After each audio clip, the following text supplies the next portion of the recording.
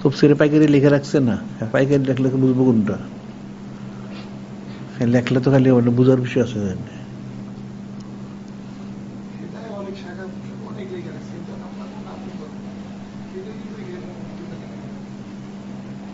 কিন্তু সবটা মধ্যে এরকমই আছে।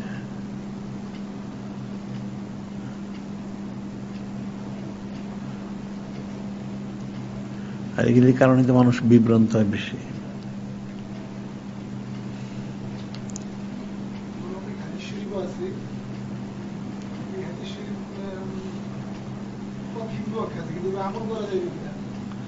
না, পক্ষে বিপক্ষে থাকলে এটা আগে পরেরও তো আছে, সেটাও বুঝতে হবে। এই যেমন বলে যে উঠে গোস্ত গেলে উজু করতে হয়, এটা তো আগে ছিল, পরে তো এটা রদ হয়ে গেছে, এখন উজু করতে হয় না। আগের হাদিস আনলে তো চলবে না। বুখারী শরীফে নামাজে কথা বলা জায়েজ ছিল, পরে নিষিদ্ধ হয়ে গেছে। ওইটা তো দেখতো আগে পরেরটা, নাহলে কেমনে হবে? এতে জিনিসটা ফিকির করে না।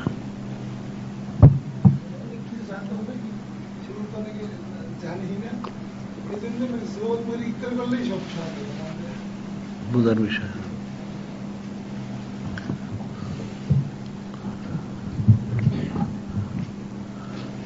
এগুলো সদিকতের করার বিষয়, এবং জিকির ফিকির করলে তো অন্তরে দারুণ ক্ষমতাটা হয়, আর সে দারুণ তো পারেন না। এই যে নূরের হাদিস শরীফটা লেখা হইলে বলা হইলো ওই ওয়াহাবিগুলি অস্বীকার করলো, এরা কোনো মতে স্বীকার করে না। এক লোক স্বীকার না করলে তার তো জোর করে, আবু জেলকে জোর করে বানানো যাবে, কিন্তু ওই শ্রেণীর। কিন্তু বিশুদ্ধ বর্ণনাই তো রয়ে গেছে। এটা এখন বিশুদ্ধ বর্ণনা যদি গায়ের ধরে অশুদ্ধ বলে, তাহলে সেটা তো করার কিছু থাকে না।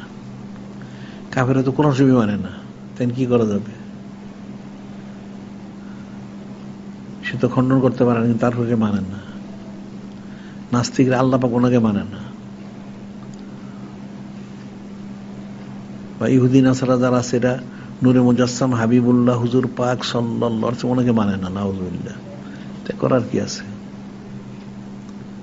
এখন বিশুদ্ধ বর্ণনা করতে হবে, বলতে হবে, যার নসিবে হেদায়েত আছে সেই মানবে, সবাই মানবে না। সবাই মানলে তাহলে দোজখে যাবে কি? দোজখটা কেন সৃষ্টি করা হয়েছে?